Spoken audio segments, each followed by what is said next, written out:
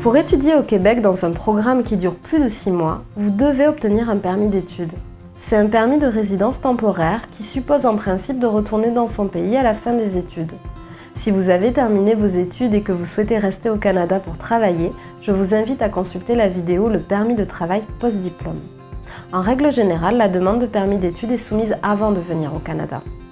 Comment l'obtenir ? Vous devez franchir 2 étapes avec succès. La première auprès du gouvernement provincial, la seconde auprès du gouvernement fédéral. Pour la première étape, vous devez demander un certificat de sélection temporaire, dit CST, au ministère de l'Immigration, de la Francisation et de l'Intégration. Pour obtenir votre CST, 2 choses importantes sont à vérifier. Que vous soyez inscrit dans un établissement d'enseignement désigné, c'est-à-dire reconnu par le ministère de l'Éducation, de l'Enseignement supérieur ou par un autre ministère québécois. La lettre d'acceptation de cet établissement fera partie des documents à fournir. Et que vous ayez les ressources financières suffisantes pour subvenir à vos besoins pendant toute la durée de vos études.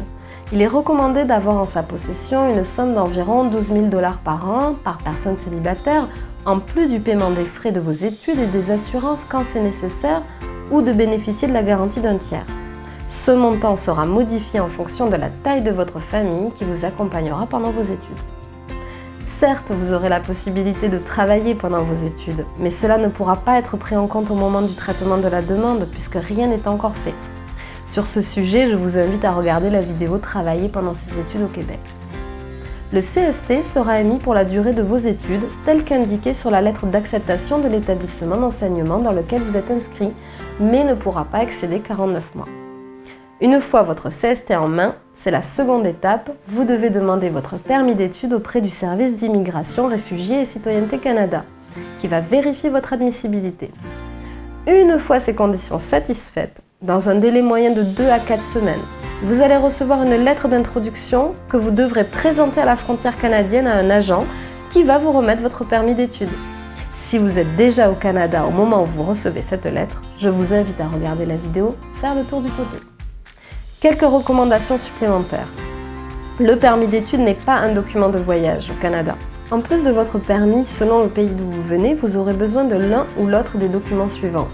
Soit une autorisation de voyage électronique, AVE, soit un visa de visiteur, appelé également visa de résident temporaire. Si vous décidez de quitter le Canada quelque temps, faites attention à votre retour, car même si vous avez votre AVE ou votre visa de visiteur en plus de votre permis d'études, cela ne garantit pas que vous puissiez revenir au Canada. Vous devez prouver à l'agent des services frontaliers que vous répondez à toutes les exigences liées à votre statut. Également, vous devez étudier sérieusement, car les agents vont tenir compte de vos notes, notamment pour votre demande de renouvellement de permis d'études.